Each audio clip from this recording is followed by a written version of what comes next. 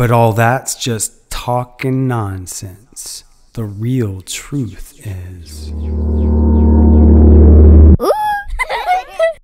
Welcome to the podcast that swallows itself. I am Thomas Orr Anderson, your host.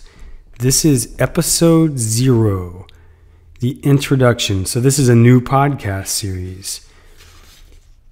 And I guess to start out, what I'll essentially do is talk about what is this podcast series about. As a background, I just wrote a book. It's called The Book That Swallows Itself. In that book, let me just read the back of it real quick.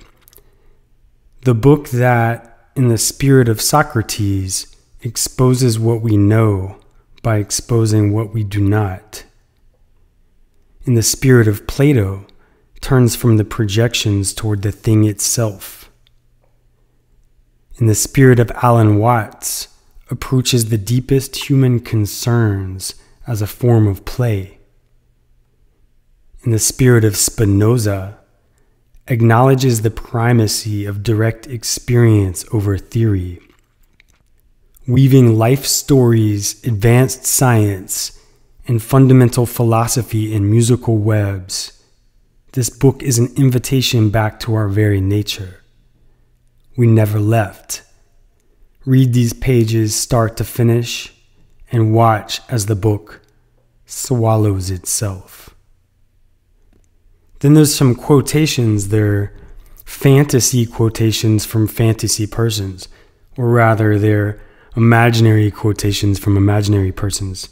The first one is from renowned author. This book is about how I cannot say what this book is about, but I've been dancing since I read it. Famous expert says, he seems to erase every point he makes until it's clear that that's the whole point. Eminent philosopher says, reading this book is like spinning around to find my center, where the author seems to sit, laughing with me. So the reason I read those to you, that back cover, is because I figured in terms of introducing this podcast series, it'd be reasonable to, in a sense, introduce the book that inspired it, the book that swallows itself. So as I wrote this book, I realized, or really the realization came after reading it a bunch of times during the formatting process, preparing to print the first version of it.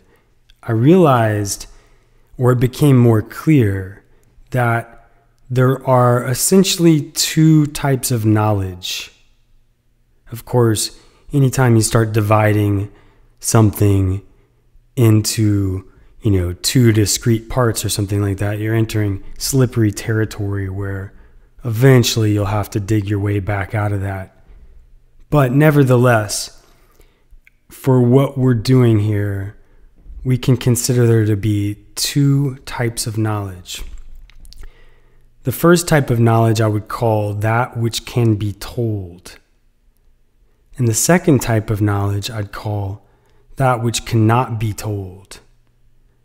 The first kind of knowledge is the regular sort of knowledge we would expect to get if, for example, we took a biology class or studied deeply a biology textbook.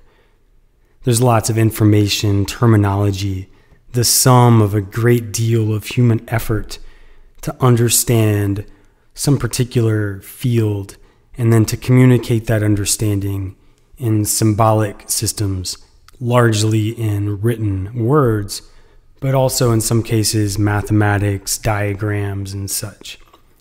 That's the first kind of knowledge, that which can be told. Then the other kind of knowledge I'm going to call initiatory knowledge, that which cannot be told. And why do I call it initiatory knowledge? I call it that because the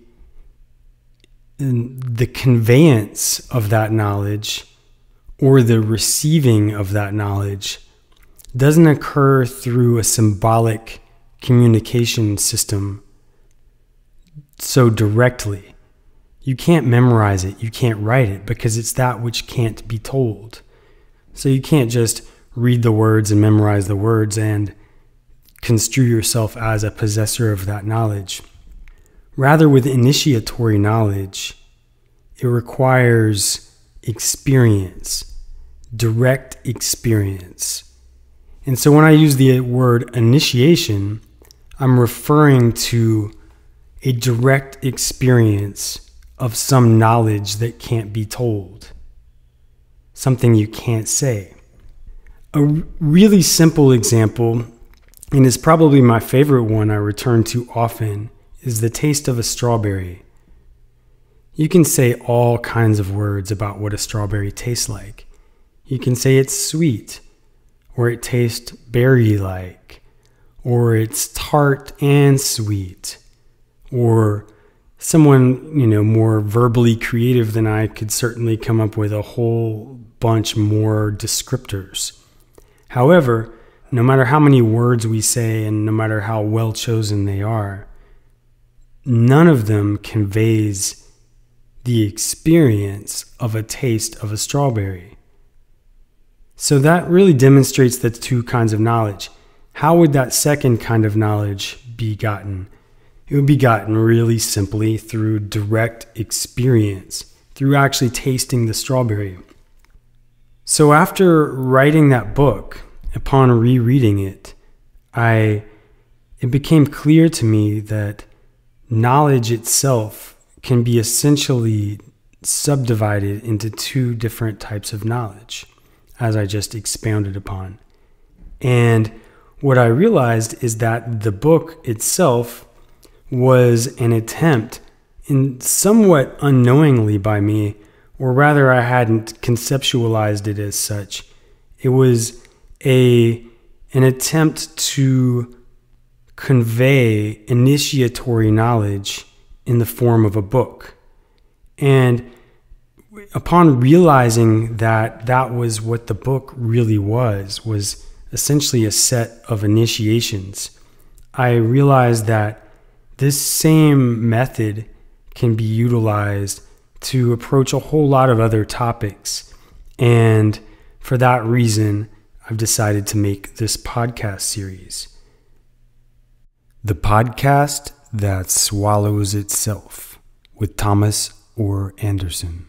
But all that's just talking nonsense. The real truth is...